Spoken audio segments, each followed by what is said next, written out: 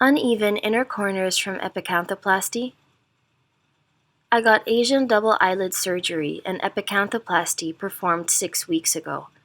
Not only do I notice that my eyelids are uneven, my right eye's crease is too small and I'm afraid it might get smaller as time goes on, but my inner corners from the epicanthoplasty are also different. The right eye's corner looks sharper, while the left eye's corner looks more rounded. Will I need an epicanthoplasty reversal, as well as a revision for my eyelids in the future? I really do not want to go through surgery again. Thank you for your question. You submitted two sets of photos before and after your combination surgery of Asian upper eyelid surgery and epicanthoplasty 6 weeks prior. And you've described in your question some concerns about the difference between the two eyes at this point in time. Well, I can certainly give you some guidance from my perspective from just your photos alone in the absence of a physical exam. I'm a board-certified cosmetic surgeon and a fellowship-trained oculofacial plastic and reconstructive surgeon practicing in Manhattan and Long Island for over 20 years, and with a significant focus in my practice on Asian eyelid surgery. And so I can certainly give you some perspective from how I manage my patients and what is likely going to be the explanation from your doctor. And I would actually first and foremost encourage you to communicate with your doctor. Your doctor, you chose your doctor to do your surgery because you believe your doctor was able to deliver on the desired result. And so I think it's a little early to lose faith. But I'll give you a little bit of an understanding of what phases of healing are and why it's important and how it can affect your outcome. When we talk about surgery, any kind of surgery, but in particular I would say surgery which is so precise as it is with Asian eyelid surgery, these phases of healing have a very important role in the impact of the long-term result. So when I describe wound healing, there are essentially 3 or technically 4 phases of wound healing. And the first phase is the phase where you just are, everything is being clotted, the blood clotting phase, the hemostatic phase. Then comes the inflammatory phase, and that's like the first week. And that's when things look more swollen and it looks very red. And then comes the stage which you're in now, it's called the proliferative stage.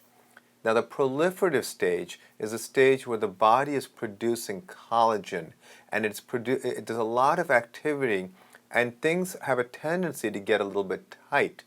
I also tell our patients that like in the upper eyelid incision, it can actually look thick. And it's a time where people want to try to use some type of a topical cream like ScarGuard or something of that nature, something in the over-the-counter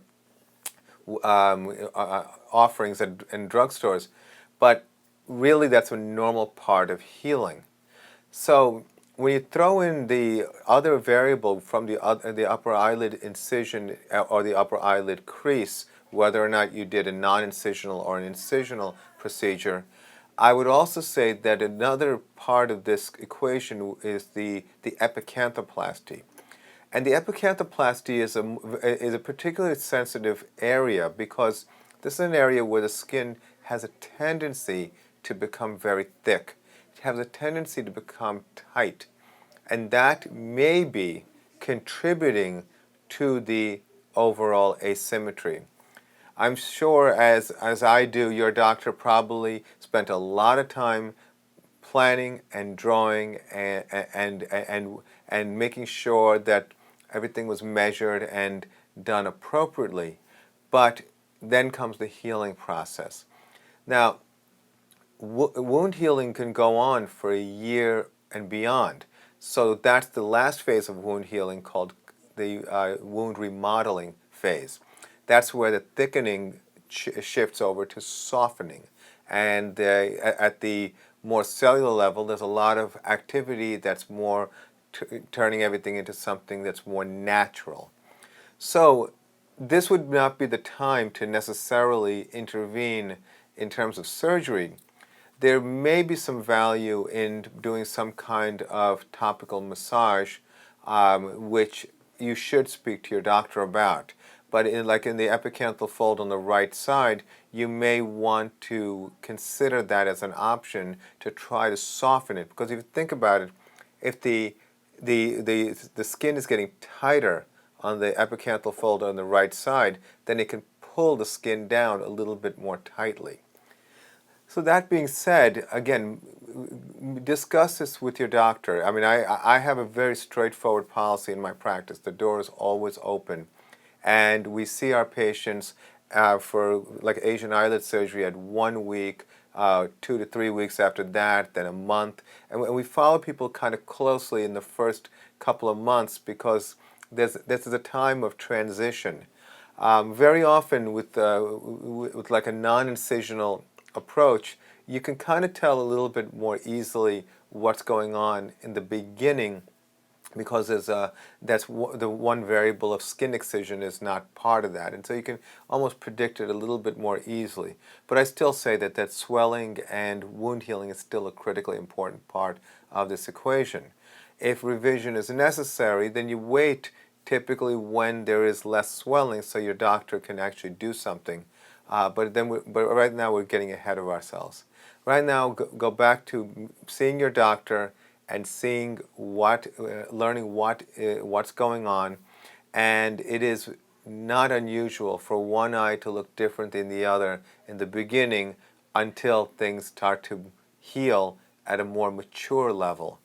And then the symmetry will probably be closer to what was intended during surgery. There's kind of a golden rule. One of my preceptors when I was in training told me is that if it doesn't look good in the operating room, it's not going to look good outside the operating room. And so that's kind of how we do our procedures.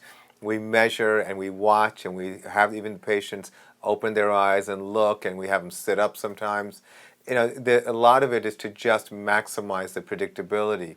At the same time, the human body is the human body, and there can be subtle natural asymmetries that are intrinsic, and then there can be asymmetries in terms of the progress of wound healing. But as time goes on, things start to balance out. So I hope that was helpful. I wish you the best of luck. Thank you for your question.